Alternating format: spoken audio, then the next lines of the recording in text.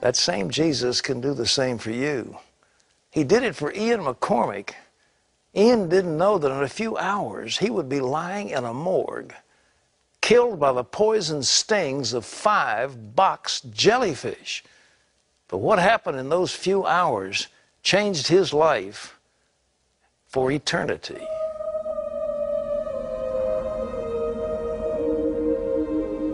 Very much a non-Christian, partying, traveling, surfing, nightclubs. So religion was something I thought old people were involved in, and I just thought of some grandmother and old ladies. Ian McCormick loved the ocean. He was an avid diver, but nothing prepared him for what he was about to encounter. Ian was stung by 5 box jellyfish. One can kill a person in 4 minutes, and he wasn't ready to die. When I was hit, the fisherman turned white and said, "Ian, one of these will kill you." I could feel the poison moving quickly into my body, and I knew I had very little time. By the time they got me into the ambulance, I was completely paralyzed.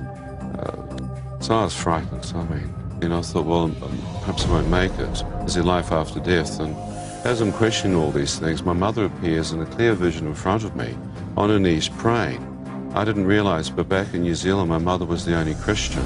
God revealed my face to her and said, "Your eldest son Ian is nearly dead. Pray for him now." And she's saying, call out to God. No matter how far from God you are, son, he will forgive you. And so I asked God to forgive me and forgive others who have sinned against you. And I thought, well, I can do that. And then God showed me 2 faces of people I had difficulty forgiving. And I chose to forgive them. The peace that came in has never left me in 28 years. Well, I knew I'd given my heart to God, and there was a peace had come, but my body was still dying. And they got me into the hospital. I could feel myself coming out of my body. I could hear them talking and saying, that's all we can do for you, as they shoved anti-serum and neurotoxin into me. And I thought, well, I'll stay awake all night, but I just had no strength. I remember shutting my eyes, thinking, well, I'll gather some more strength. And as it happened, the machines monitoring my heart flatlined, and I was pronounced dead. And so I'm next minute out of that hospital in complete darkness. And then I could feel evil, the most intense evil. It was like invisible eyes were looking at me. It was like a spiritual darkness. And I heard men screaming out of the darkness saying, "Shut up, you deserve to be here." I said, "Deserve to be where?" Another man in front of me, "You're in hell." Thinking, well, God's every right to send me here. And yet I reflected on the fact that I had prayed in the ambulance.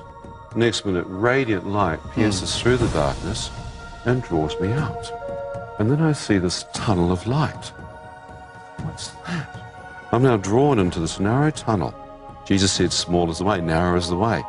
And I moved down this tunnel of light at the speed of light. Waves of radiance come up and saw the full radiance and glory of God. It just covered the heavens. So here I am trying to reflect on, is this real? I responded back and said, well, look, if I'm out of my body, I wish to return. He said, Ian, if you return, you must see in a new light.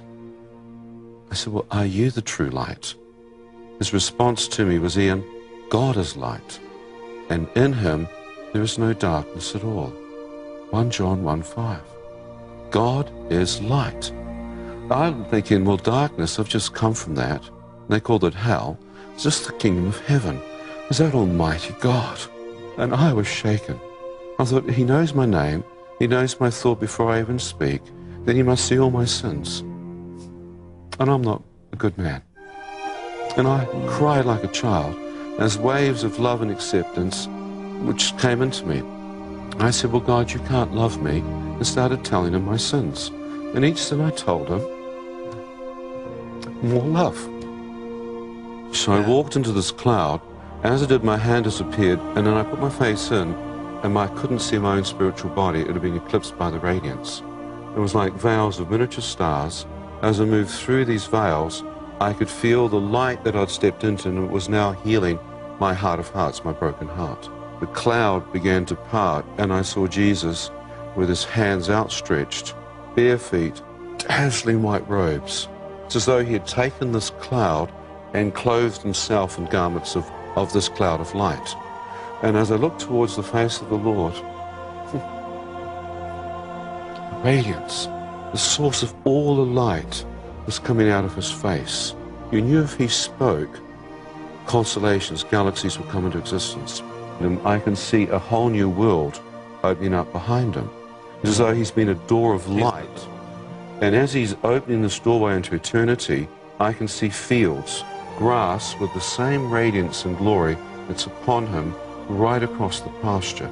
The flowers, the crystal clear river, trees along both sides, mountains, blue sky, rolling hills.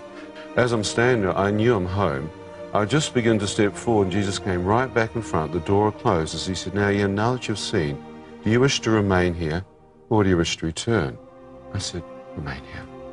I said, "I've no one to go back for. No one loves me. You love me." And I looked back to say goodbye, cruel world, and the Lord showed me my mother. The one person I loved and honored. I thought, if I pass through into eternity now, will she know that I prayed in that ambulance?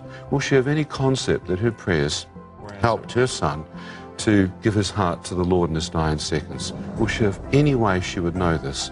I thought, she will not. I thought, how selfish would it be for me to enter eternity, my mother have to bury me, and think for all intents and purposes she lost her son to hell.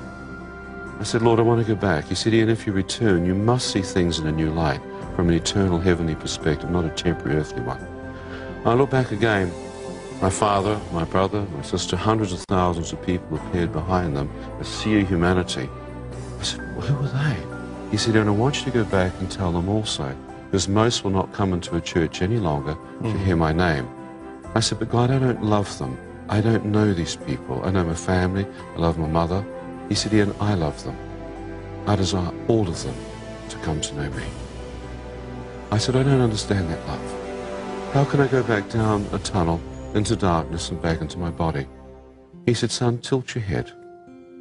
Feel the liquid drain from your eye. Now open your eye, Ian, and see." As I opened my eye, I was instantly back in my body, lying on a slab in a morgue, with an Indian doctor holding my right foot, cupped in his left hand with a scalpel pricking the base of my foot like a dead piece of meat. And as he saw me open my eye, the poor doctor went through the ceiling. I said, "God, if that's true, can I look out my other eye?" As I turned my head to the left, in the doorway were nurses who'd worked on me in the A&E. They saw me terror and hit them, and they smashed into each other as they ran. I could feel nothing from my neck down.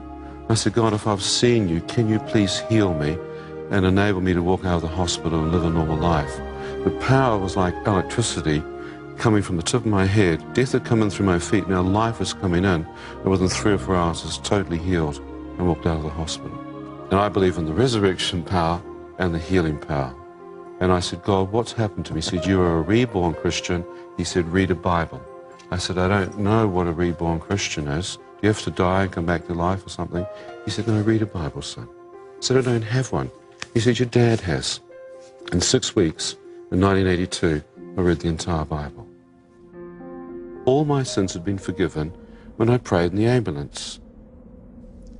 Ian came back as a witness to the resurrection power of Jesus Christ.